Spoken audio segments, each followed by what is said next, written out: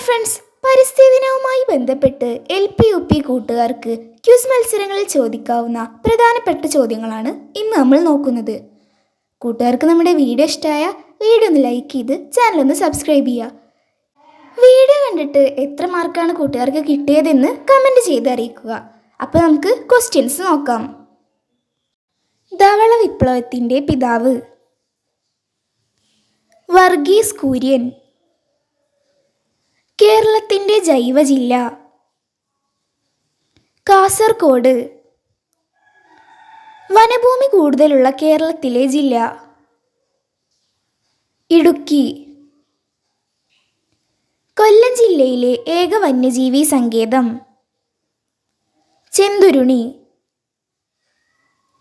ദേശീയ കർഷക ദിനമായി ആചരിക്കുന്നത് ആരുടെ ജന്മദിനം? ചരൺ സിംഗ്. കേരളത്തിലെ ദേശീയ ഉദ്യാനങ്ങളുടെ എണ്ണം 6. കൊച്ചിയുടെ ശ്വാസകോശം എന്നറിയപ്പെടുന്ന പക്ഷി സങ്കേതം ഏത്? മംഗളവനം. അരിപ്പ ഫോറസ്റ്റ് ട്രെയിനിങ് സെന്റർ ഏത് ജില്ലയിലാണ്? തിരുവനന്തപുരം. കേരളത്തിലെ മഴനിഴൽ പ്രദേശം ചിന്നാർ. കേരള കാർഷിക സർവകലാശാലയുടെ ആസ്ഥാനം മണ്ണുത്തി, തൃശൂർ. കേരളത്തിൽ ഏറ്റവും കൂടുതൽ ഭൂമി കൃഷി ആവശ്യത്തിനായി ഉപയോഗിക്കുന്ന ജില്ല പാലക്കാട്. ഏഷ്യയിലെ ആദ്യത്തെ ബട്ടർഫ്ലൈ സഫാരി പാർക്ക് തേന്മല.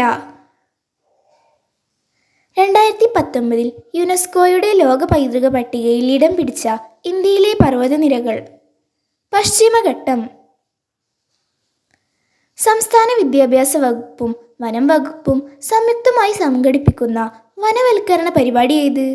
എൻ്റെ മരം. കാഷ്യ ഫിസ്റ്റുല ഏത് പൂവിൻ്റെ ശാസ്ത്രീയ നാമം? കണിക്കൊന്ന. കേരളത്തിലെ പക്ഷികൾ ആരുടെ പുസ്തകമാണ്? ഇന്ദുചൂടൻ. മുത്തങ്ങ വന്യജീവി സങ്കേതം ഏത് ജില്ലയിൽ? വയനാട്. കേരളത്തിലെ ഏറ്റവും വലിയ ഡാം മണ്ണ് കൊണ്ട് നിർമ്മിച്ചത്? ബാണാസുര സാഗർ. സംസ്ഥാനത്തെ ഏറ്റവും കൂടുതൽ പച്ചത്തുരുത്തുകളുള്ള ജില്ല കാസർഗോഡ്. കേരളത്തിലെ ഏറ്റവും ജനസാന്ദ്രത കൂടിയ നഗരം ഏത്? തിരുവനന്തപുരം. മാലിന്യമുക്ത ക്യാമ്പയിനിൽ ആഗോള അംഗീകാരം നേടിയ സ്നേഹാരമം പദ്ധതി ഏത് സ്ഥാപനത്തിൻ്റെ പദ്ധതിയാണ്? National service scheme. ഇന്ത്യയിലെ ആദ്യ ദേശീയ ഡോൾഫിൻ ഗവേഷണ കേന്ദ്രം സ്ഥാപിതമായത് എവിടെയാണ്? ബീഹാർ. നീല നിറം കാണാൻ കഴിയുന്ന ഒരേയൊരു പക്ഷി മൂങ്ങ.